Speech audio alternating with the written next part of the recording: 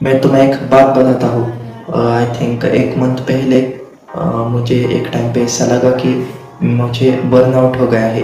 मुझे कुछ ड्रॉ करने का मन ही नहीं करता था। एंड ऐसा लगता था कि मतलब ड्राइंग करने का मोटिवेशन ही चला गया था।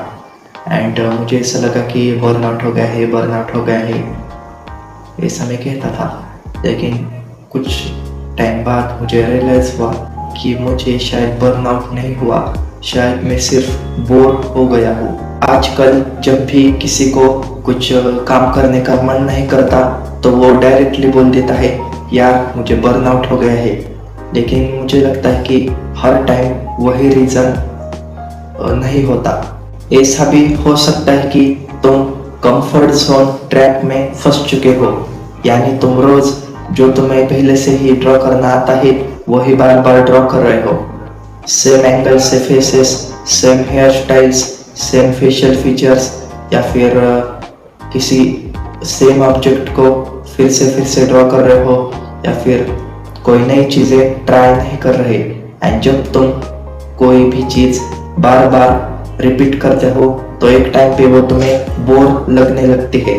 और जो लोग बोलते हैं कि उन्हें बर्नआउट हो गया है तो उसके बाद वो बोलते हैं कि अब मुझे थोड़े ब्रेक की ज़रूरत है। But most of the time ये भी हो सकता है कि शायद तुम्हें रेस्ट की नहीं, क्यूरियोसिटी की ज़रूरत है। मैं पहले कोई भी कैरेक्टर्स की यानी कोई एनिमे कैरेक्टर हो गई या फिर मार्वल में से कोई हो गया, वो कैरेक्टर्स की सिर्फ पोर्ट्रेट्स बनाता था। एंड वो भी अच्छी नहीं बनाता था, लेकिन सिर्फ फ्रंट एंगल से ही बनाता था। एंड मुझे वो ड्रॉ करने से एक टाइम पे ऐसा लगने लगा कि मुझे बर्नआउट हो गया है। लेकिन जब मैंने नई नई दूसरी चीज़ें ड्रॉ करने ट्राई की तो मैं बोर मुझे कभी हुआ ही नहीं, एंड बर्नआउट भी कभी फील नहीं हुआ।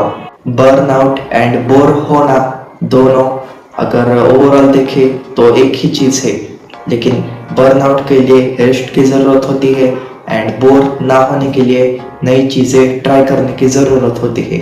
हो सकता है कि तुम्हें बर्नआउट हुआ हो सकता है कि तुम्हें कुछ रेस्ट की ज़रूरत हो, लेकिन ये भी हो सकता है कि तुम सिर्फ सेम चीज़ें ड्रॉ करने से बोर हो चुके हो एंड तुम्हें कुछ नई चीज़ें ड्रॉ करनी या ट्राई करने की ज़रूरत है।